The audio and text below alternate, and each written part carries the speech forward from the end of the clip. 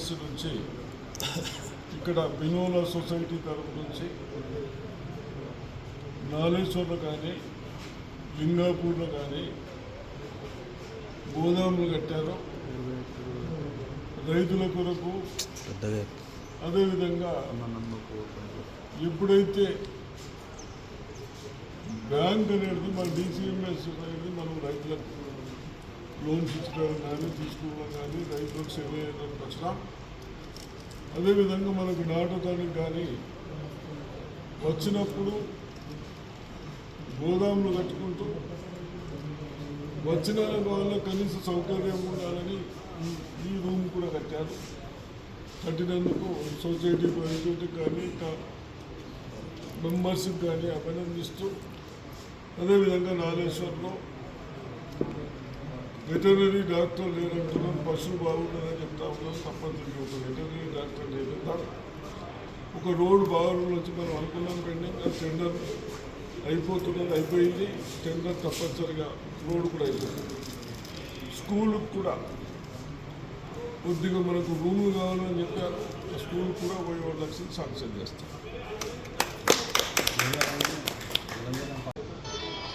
మన మిత్రుడు గంగానం చైర్మన్ ఇక్కడ చదువుకోవటానికి విద్యార్థులు బాగున్నారు, గంగానం కావాలన్నారు.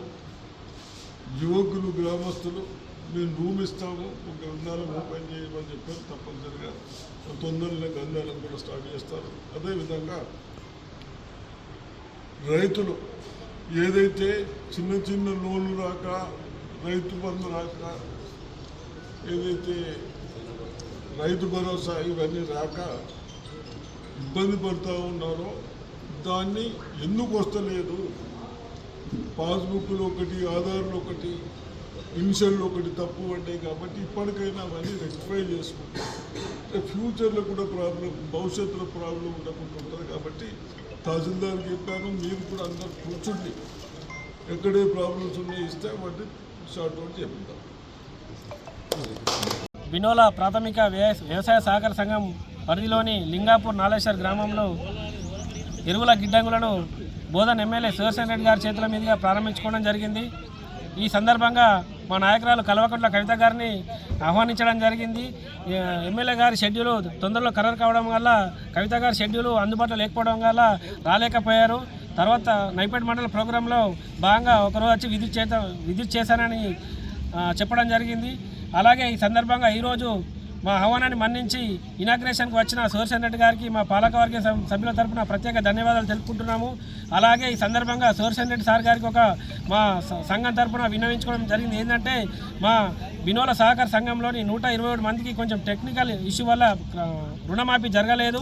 ఆ రుణమాఫీలో భాగంగా మన శుక్రవారం నాడు హైదరాబాద్ తమ నివాసంలో పోయి కలవడం జరిగింది. వారు వెంటనే స్పందించి అగ్రికల్చర్ సెక్రటరీ రఘునందన్ గారికి ఫోన్ చేసి వీరి సమస్య తొందరలో పరిష్కారం అయ్యే దిశగా చూడాలని చెప్పేసి మమ్మల్ని సెక్రటరీకి పంపించి ఆ సమస్యను వెంటనే పోర్టల్లో పెట్టించడం జరిగింది.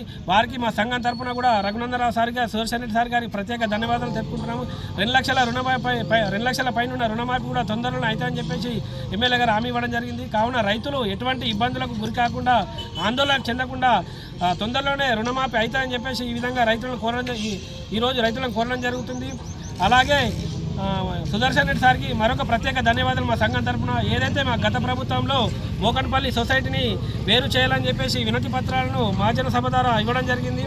అలాగే ప్రభుత్వం సుముఖంగా ఉన్నందున మోకన్పల్లి మా సంఘం నుండి వేరు చేయడానికి సుదర్శన్ రెడ్డి గారు ప్రత్యేక చొరవ చూపించుకొని త్వరలోనే మోకన్పల్లి కూడా ప్రత్యేక సొసైటీ అవుతుందని చెప్పేసి సందర్భంగా చెప్పడం జరిగింది.